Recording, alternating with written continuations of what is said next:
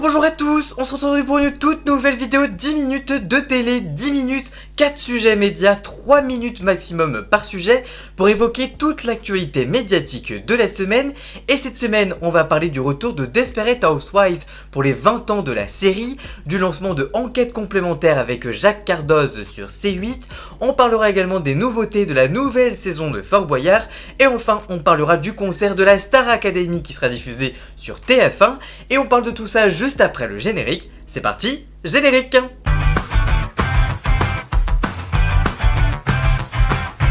Le timecode de chacun des sujets est à retrouver en description ou sur la barre de lecture juste en dessous. C'est parti! C8 va lancer Enquête complémentaire. Le mardi 11 juin prochain, en prime time, C8 diffusera le premier numéro de son nouveau magazine Enquête complémentaire. Cette enquête a été réalisée par Ivan Seriorix sous la direction de Jacques Cardoz.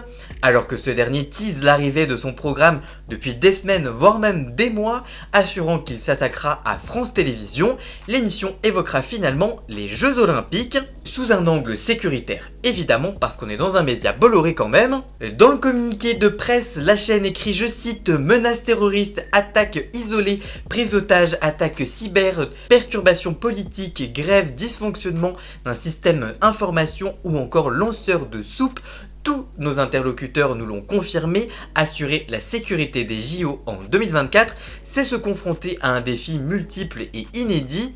Les conflits en Ukraine et au Proche-Orient ainsi que de nombreux événements survenus en France ces derniers mois s'ajoutent à la complexité de l'organisation de la plus grande compétition sportive mondiale. Dans ce premier numéro d'enquête complémentaire, nous irons à la rencontre de tous les responsables de plans de sécurité hautement confidentiels, GIGN, BRI, RAID, Défense nationale, unité d'intervention, sécurité privée, responsable du CIO, préfet de Paris, la ministre des Sports Amélie Oudéa-Castéa et enfin le ministre de l'Intérieur Gérald Darmanin. On est donc loin de l'émission d'investigation promis, c'est plutôt un documentaire sur la préparation des JO avec tous les acteurs de l'événement. A l'origine, le projet d'émission Enquête complémentaire est né en réponse au portrait de Cyril Hanouna réalisé par Complément d'enquête sur France 2 le 30 novembre 2023. L'animateur de TPMP avait alors annoncé travailler sur un magazine avec Jacques Cardoz, chroniqueur du talk show et ex-présentateur de l'émission de France 2, pour une enquête sur France Télévisions, alors que la presse faisait état d'une possible annulation de la diffusion du document qui avait été jugé trop violent par la direction de Canal+, le producteur Cyril Hanouna avait vivement démenti l'information et avait assuré qu'il serait diffusé au plus tôt au printemps 2024. De plus, pour appuyer son démenti, le talk show de la 8 avait diffusé des extraits de son enquête dans laquelle il se mettait en scène au téléphone avec des intervenants anonymes ou dans une pièce sombre face à un grand tableau. Ils sont épinglés à côté du logo de France Télévisions les visages de Delphine Ernotte et de Stéphane Sidbon Gomez, respectivement présidente et numéro 2 de l'audiovisuel public, ainsi que de ceux d'Élise Lucet et de Tristan Ouellec qui incarnent les magazines Envoyé spécial, Cache Investigation et Complément d'enquête. Finalement, malgré tout ce teasing, ce n'est pas donc France Télévisions qui fait l'objet du premier numéro de l'émission, mais bien les Jeux Olympiques de 2024. Finalement, est-ce que c'est France Télé qui tremble ou bien C8 ? Affaire à suivre. Desperate Housewives de retour pour les 20 ans de la série. Desperate Housewives est l'une des séries iconiques du début du siècle, lancée en octobre 2004 sur ABC et diffusée en France sur M6. Les fans de la fiction devraient ainsi retrouver ses retrouvailles. Eva Longoria aux côtés de Terry Hatcher, Felicity Huffman, Marcia Cross ainsi également que James Dunton vu récemment dans Danse avec les stars sur TF1, Ricardo Antonio, Shariva et Stephen Kult. Au total, 8 saisons ont été proposées autour du quartier pas si paisible que ça de Wisteria Lane. La série est stoppée en 2012, mais c'est une vidéo postée par Canal+ sur Twitter ce lundi 20 mai 2024 que Eva Longoria, en marge du Festival de Cannes, a fait une annonce choc pour les fans de la série. En effet, la comédienne américaine a officialisé des retrouvailles spéciales avec l'ensemble du casting de la fiction pour les 20 ans de la série.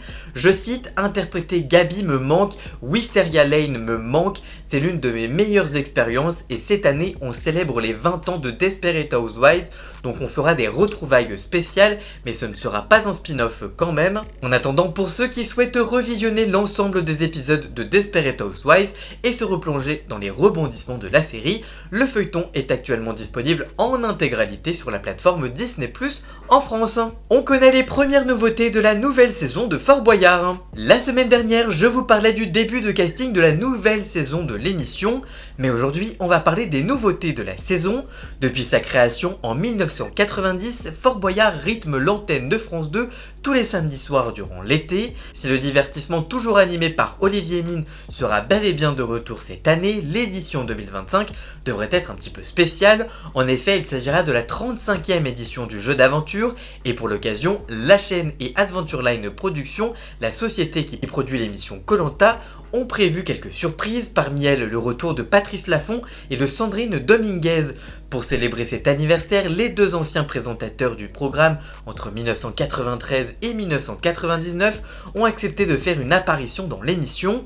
En plus de ces guests spéciaux, la production a également décidé d'affecter quelques changements, selon une information du journaliste Clément Garin sur Twitter, et que Télé Loisirs, qui a assisté au tournage de l'émission, peut confirmer, Passepartout et Passe-Muraille s'exprimeront ainsi pour la première fois durant le programme. Les téléspectateurs pourront donc voir les deux personnages cultes du fort, incarnés par André Bouchet et Anthony Laborde, échanger avec Olivier Mine et les personnalités venues relever de nombreux défis du Père Fouras.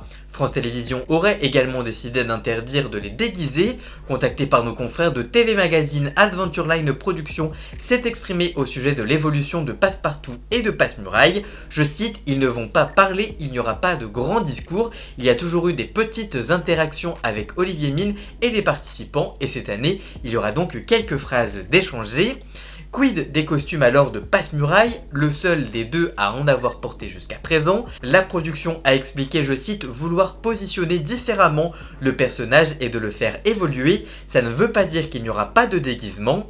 On verra donc le rendu de cette évolution cet été sur France 2. Voici tout ce qu'il faut savoir sur le concert de la Star Academy sur TF1. Ils reviennent comme s'ils n'étaient jamais partis. La promotion 2023 de la Star Academy est de retour à la télé, le temps d'un concert, le plus ambitieux de leur vaste tournée de près de 75 dates à travers la France, la Belgique et la Suisse. La représentation du 8 juin sera en effet retransmise en direct sur TF1 à partir de 21h10 depuis l'Accor Hotel Arena de Paris.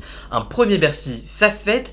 Alors en plus de reprendre les morceaux marquants de la saison, Pierre Garnier, le grand gagnant de la saison, Djibril, Axel, Elena, Lenny, Julien et Candice s'entoureront d'invités spéciaux. Si la plupart resteront secrets jusqu'au jour J, y compris pour les élèves eux-mêmes, 3 ont déjà été révélés. Déjà leur marraine Vita, qui ne les quittera pas de toute la soirée, qui verra aussi monter sur scène Jennifer, la toute première gagnante de la Starac, mais aussi Santa. La chanteuse avait enchanté le public en proposant un duo de son tube Popcorn Salé sur le plateau de l'émission avec Elena, une chanson qui est d'ailleurs aussi interprétée lors de la tournée. Les professeurs de la promo, dont Adeline Tognuti au chant et Cécile Chaduto à l'expression scénique, viendront aussi apporter leur soutien à leurs apprentis chanteurs, devenus pour certains de véritables stars des charts. En effet, ils sont plusieurs à avoir sorti leur premier single depuis la fin de la Star Academy. Les demi-finalistes Elena, Julien et Axel ont dépassé le million de streams avec leurs titres respectifs. Quant à Pierre Garnier, son succès est gigantesque. Avant la sortie de son premier album le 7 juin, soit la veille du concert retransmis sur TF1, le Normand a obtenu une certification diamant pour son single Ce qu'on était, soit l'équivalent de 50 millions de streams.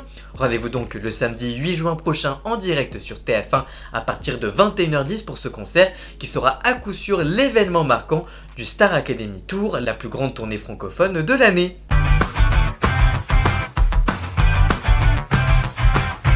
Voilà, j'espère que cette vidéo vous aura plu et informé. Si c'est le cas, n'hésitez pas à la liker, la commenter, la partager sur les réseaux, à me rejoindre sur tous mes réseaux sociaux. À moi, tous les liens sont dans la description.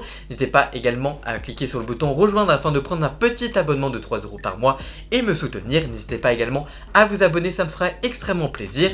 Merci encore à Jason alias Ian Scott pour la musique de fond de cette vidéo. Les liens vers ses réseaux sont également en description et on se retrouve très vite pour toute nouvelle vidéo.